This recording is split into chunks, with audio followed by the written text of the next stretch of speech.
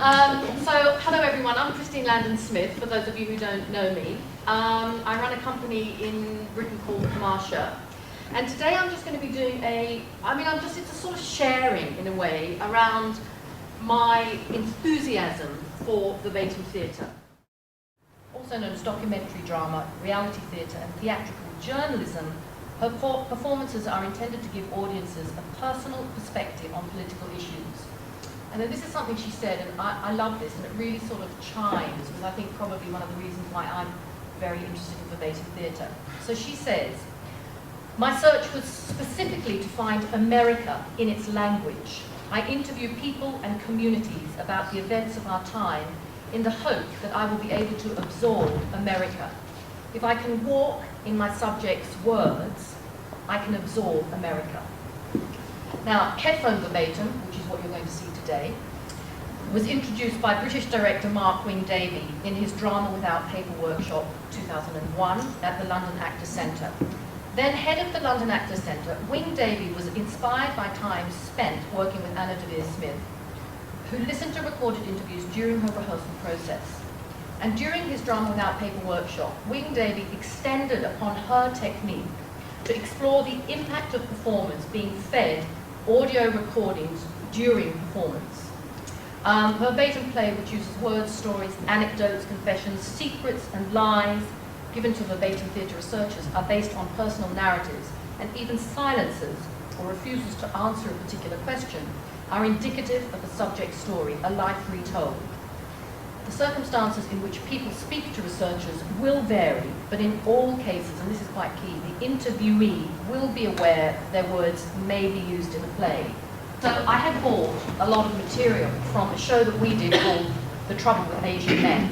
When we started making this show, and this whole thing about material being suppressed, and some of these, like for instance, some of these interviews that we did took us 3 hours. And you will find 5 minutes in the interview that you can use. And then lots of things around it. Also, you can be in an interview and you can just realize, okay, I've got to complete this interview, but this is not going to be performable. It's not really performable material. And the other thing around this is, if you can get an interview and you can sort of think, oh, that's quite good. And then the more you listen to it, so there's a real skill in the listening and then the editing. Now, there is a rule of thumb in this technique, Headphone Verbatim, that you are only allowed really to edit chronologically. You cannot manipulate the edit, and I think that's so. We never ever manipulate the edit. So we do not manipulate the story, and we don't filter the story through various screens. So, however, within really listening. Often, the real story can emerge that you have not heard in the first instance. You do have to be sensitive as well. There's some things that come up and you just think, oh, look, actually this is really great and really incisive, but actually, yeah, it's a bit stepping over the line. It's a little private. Somebody wouldn't want that heard. So, I think you put your own sort of moral compass on how you grapple with the material. While they are performing these extracts, they are listening exactly to the interview at the same time. Well, obviously they're always about 1 or 2 words behind, but the more accurate they are, the better.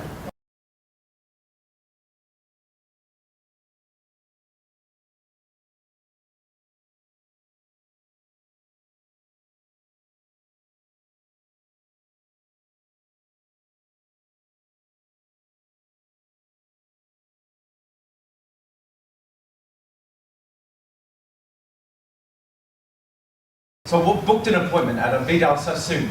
I said, I want your best hairdresser, because this is a big job. So Dad was like, if you do that, then you got to leave. You got to leave the house. I said, right, okay. Not leaving the house, but I'm getting it done. And Mum was like, okay, why do you want to do that? I was like, this is why, because it's a hassle. It's very uncomfortable, my head hurts, I can't, you can't do anything, you can't go swimming, you can't think. So, okay, well then, at least then, you know, you do bark every day. You know, yeah, penance. But the guy came out and his name was Rex or something. So let all my hair down, and all the other hairdressers, they looked round thinking, my God, what have we got here? This is incredible. You know, what is this, like some sort of test? You know, when was the last time you got your hair cut? I said, well, it's never been cut. So he said, you know, what caused you to neglect your hair for so long? I said, well, you know, it's religion. You know, it's a religious thing. I said, oh yeah. So what is the purpose that when you're buried, that you leave some of your hair poking out through the grave? I said, no, actually no. I'm not sure where you get that. Interesting concept, but no. I'm not actually sure what the idea is, and that's why I'm getting it done. So anyway, he pulls it all up, and he's like, you know, you sure? I give him a nod. He gives it a sniff. Now look, I was worried, you know, that he wasn't going to be able to put it off. I was thinking, well, no, there's no way. How's this going to work? No, it was. I felt liberating, but at the same time, I felt quite worried. You know, more than anything, what was on my mind, what's going to be the reaction of Mum and Dad? You know, well, it turns out, Mum came out the kitchen. She was like, oh, you've done it. And she was quite together. I think she got rid of all her emotional stuff the day before. And then Dave walks in, and he was like, oh, very nice. Oh, you look very nice now. You know, trying to play the sarcastic card.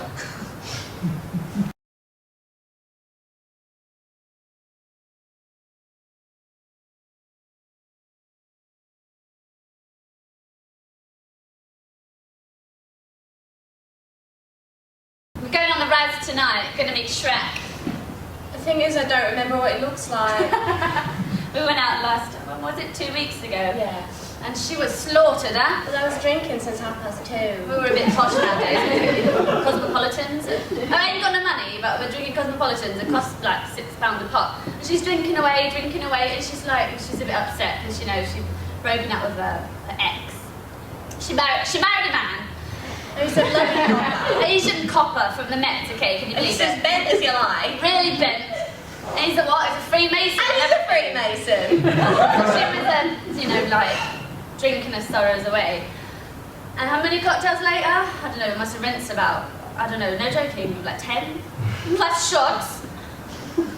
And then I felt the need to be sick, so I went downstairs and I She was sick. puked 3 times. 3 times I was sick, I came back upstairs, I was fine. I said to her, before she goes, normally I'm the one who gets really trolley, but I don't puke. Yes, okay, don't worry. She was out of control. And she puked 3 times, and I said, oh, this is it, night is over. And she goes, I ain't leaving here till I get a snog. And he started talking to us. Apparently they cleaned motorway signs, that was their chat-up line or something. And then we got talking. And... You wasn't even talking. Well, I was just snogging after a while because I was really drunk. I got lumbered with his mate. It was actually very nice. He's a donkey, isn't he, Rick? He's not a donkey, don't be horrible. I speak on the phone every day, which is unusual for me because I've never ever talked to And she's Asian already men. met him. I don't touch Indian men, do I? No, You know me. well. I just find them, I just think they're a little bit ignorant. I have a problem, especially when you meet them in clubs or pubs or whatever. They're just, I don't know, they just have a really strange attitude towards you. You know, if you don't, I don't know, if you don't look a certain way that you're expected to, then they just don't give a shit. They're just like, they don't even pay attention. They just shun you almost. And they just try and chirp you, and then you don't give them anything back, and they'll just get a whole load of grief. So I avoid them like the plague, and I don't know what happened like two weeks ago. We ended up talking, and we just talked all night, which is really unusual for me. Because normally I see Indian men, and I go the other way. I talk to anybody else in the room. But I can't handle the shit that comes out of their mouth. Tell them about your husband. The Metropolitan Police Freemason. I'm married. I was married. Couldn't even shag you.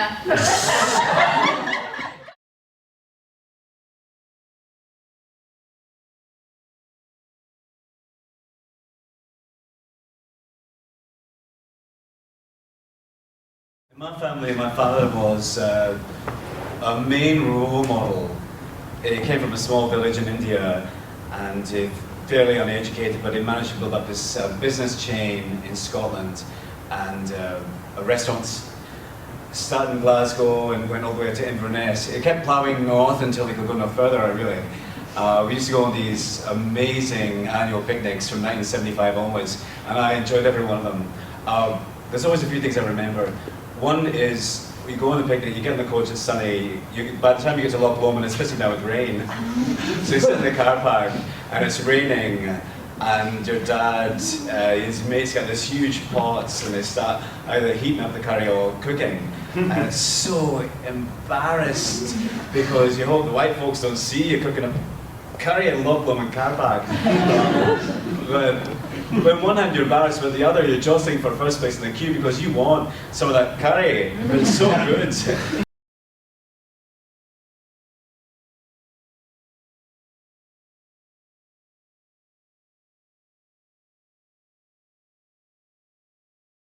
I normally get these ideas sort of first thing in the morning in my sleep. I just write everything down. And this is how the book started. Everything you wanted to know about feelings. It might get changed because, you know, it started off being a book about feelings. It's now gone on to a relationship. I guess the two are linked somewhere along the line. I think love and romance, that's fine, but outside of marriage, what I mean is, as long as you're not married to each other, love and romance survive. Marriage is like kiss or death. The minute you get married, you know, the love just dies in a relationship. And it's certainly not mine. Marriage was like sort of the last sort of pit stop. And there's obviously kids, but kids don't necessarily add to the bond that you have with your partner. Kids can be quite disruptive in a relationship. And yet, there's obviously a woman's body goes through lots of changes before and after birth. And you know, unless you know what to expect, it can be a pretty daunting experience. I just don't think I was often able to accommodate the changes. And my father died in 1995. So what started as a temporary move back to a mother to look after her, to make sure she didn't feel the void, turned into a sort of more long-term arrangement. I'm still here, 10 years on. I have no problems about that because we have my mother is very understanding.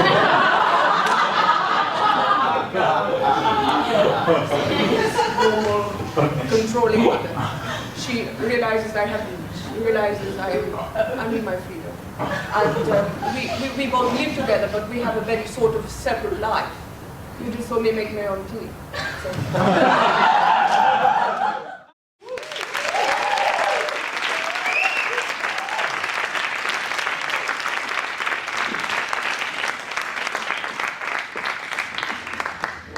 Great, so that's the material and just a bit of a sort of brief thing around verbatim. Let's open it up. Do people want to start asking questions or comments around the technique, or what kind of preparation do you guys do for that?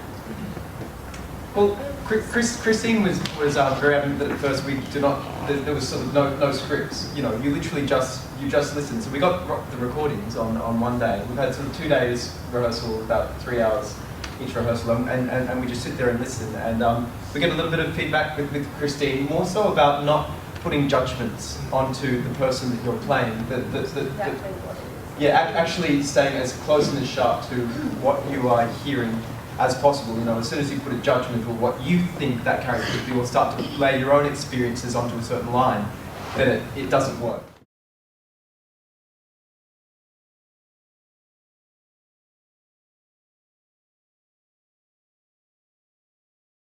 no? Actually, the thing is, the interviewing is a real skill. Right. And to some extent, what you want to do is you want to, we don't ask any questions. We just, you know, in a way, almost the less the interviewer says, the more the interviewee says.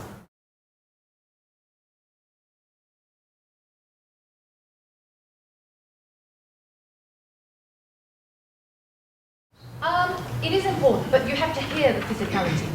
You can't put on a physicality, you have to hear the physicality. So she can hear, you know, go on the rest tonight! She can sort of hear that physicality.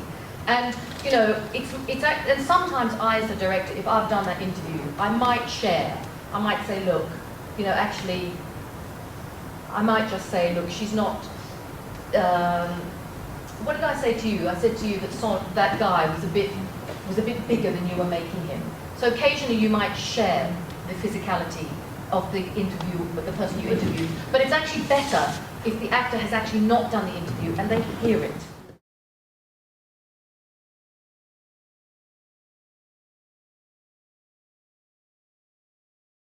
It is very interesting. There are some actors, I mean, we did this in Edinburgh, we've done this with 4, and sometimes we have 4 people in an interview.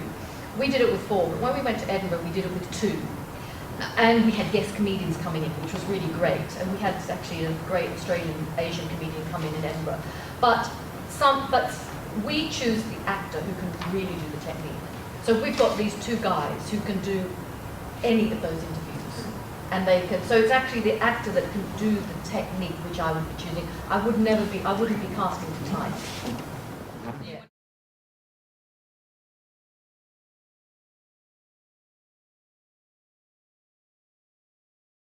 As an artist, you sort of, you know, you sort of draw your own line. And so it's like, you know, all those companies that use refugee and asylum seeker stories, on a public platform, whether it's Headphone Verbatim or not Headphone Verbatim, you know, they too are telling the stories of misfortune of certain people. And I think it's all about sort of, you know, in a sense, the relationship you strike up and how much that sort of two-way relationship is understood.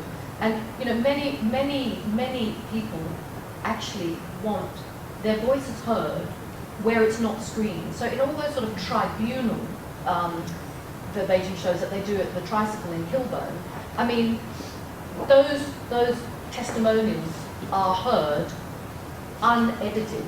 Well, no, they are edited, but they're unmanipulated. Whereas in journalistic reporting, you won't hear or see them in exactly the same way. So then you'll be able to see all the material there. And to some extent, you know, you as the viewer will be a part of making the narrative in a strange sort of way, because you have to piece your own narrative together. So, you know, I think if you use it really responsibly, I think it's a really, I mean, I have seen some of those things. I mean, the Stephen Lawrence tribunal inquiry that I saw was, I mean, it just made there was sort of no question around the sort of institutional racism that took place in that particular case, where the police, there was just no question. And to some extent it hadn't, you know, the reporting had been so poor on that for so long. So, yeah, I think it's where you yourself draw the line on how you deal with the material.